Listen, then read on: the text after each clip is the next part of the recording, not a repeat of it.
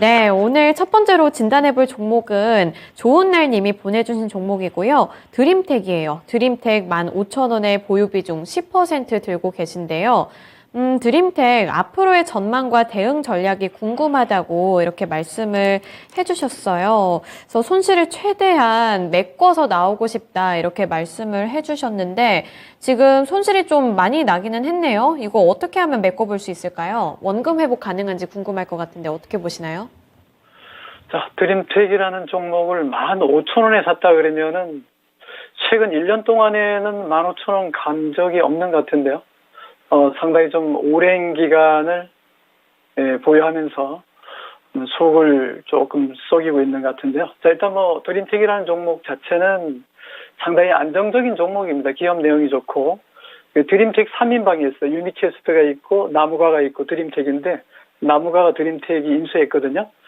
자, 동사는 69억 자본금이고, 7천억대 시가총액입니다. 사실 이제 드림텍의 실적은 고민할 필요가 없는 거죠. 스마트폰에 들어가죠. 스마트워치에도 들어가고, 이런 부분에서는 아무래도 삼성과도 좀 연관이 좀 있고, 1차 밴더니까 카메라 모듈 부분에서는 마진이 대단히 높다는 것과 동시에 사실 이제 센서 쪽 관련해서는 의료기 쪽도 약간의 좀 연관성이 좀 있고, 지문인식 시스템이라는 게 좀 연관이 있고, 실적은 나무랄 데 없이 좋습니다. 그런데 이분이 좀 비싸게 샀죠. 좀 비싸게 산 것 같아요. 차트 들어가기 전에 잠깐만 재무 정보를 좀 보고 오겠습니다. 드림텍의 연간 매출액이나 실적으로 봤을 때는 지금 1,800원인데,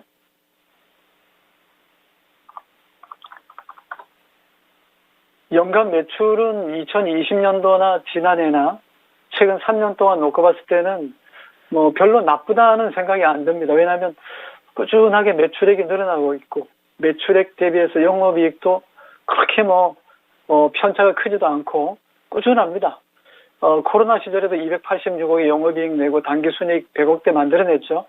지난해 좀 회복하면서 1조 2천억의 매출을 올렸고 960억의 영업이익, 당기순이익도 793억이면은 상당히 실적을 좋은 모습을 보여줬는데 주가가 조금 좀 답답한 흐름이에요. 통상적으로 보면 이제 공모하고 나서 아무래도 유통 물량을 정리하는 기관 쪽에서는 상당히 좀 보호해서 물량을 다 떨어내고 가야 되니까 그 부분에 좀 시간이 좀 걸렸던 것 같아요. 제가 볼 때는 재무 구조는 아무 문제 없습니다.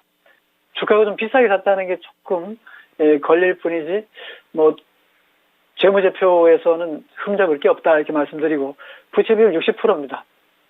금리가 지금 막 올라가는데 금리가 3%, 4%, 4.5%까지 올라간다 하더라도 동사는 큰 영향을 받을 건 없다 봅니다. 그동안에 부채 비율은 낮춰놨고 잉여금을 많이 쌓아놨기 때문에 5,000%가 넘죠. 거의 이제 올해 정도의 수익이 나면은 6,000%가 넘어갈 것 같아요.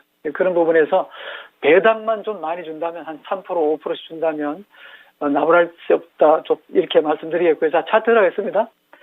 지금 주가가 1,750원인데요. 15,000원대라 그러면 2020년도. 그렇죠? 네. 지금 최근에 1년 동안 놓고 본다면 그 정도 간 가격대가 없거든요.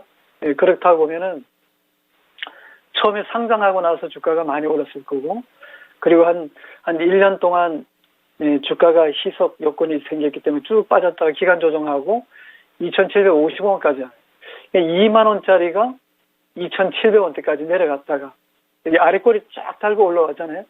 네, 망청 만들고 올라왔는데, 그러고 나서 2만원 만들고 나서 쌍봉을 만들었어요. 올봉에서 쌍봉이니까요.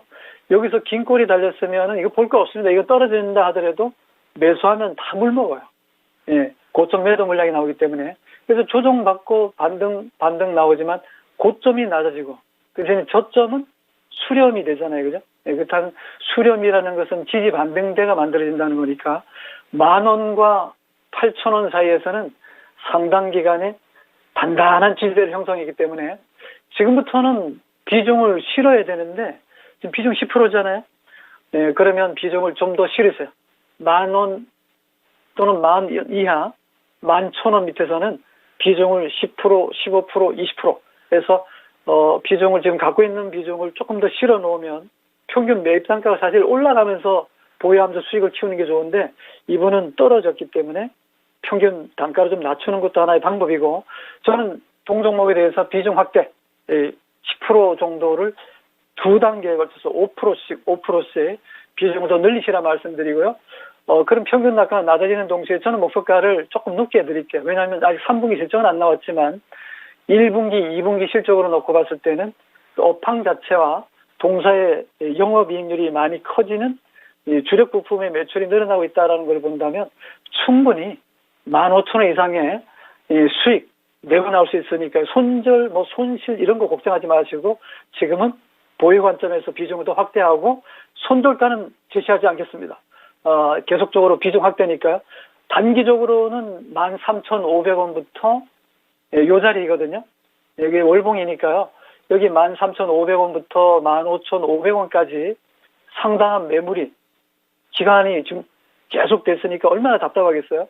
그 물려있는 그 친구들이 올라오면 서로 팔겠다고 난리니까 그런 부분에서 지금 안 갖고 있는 분, 뭔가 좀 매수하고 싶다는 분은 이 종목을 매수한다면 단기적으로 13,500원에서 15,000원 사이에서는 수익 좀 챙겨 나오자. 이분은 15,000원에 물려 있으니까 비중을 조금 더 확대해서 15,000원 근방에서부터는 수익을 내면서 나오자. 그래서 지금은 강력 보유인데 트레이딩 기간은 6개월 이상입니다.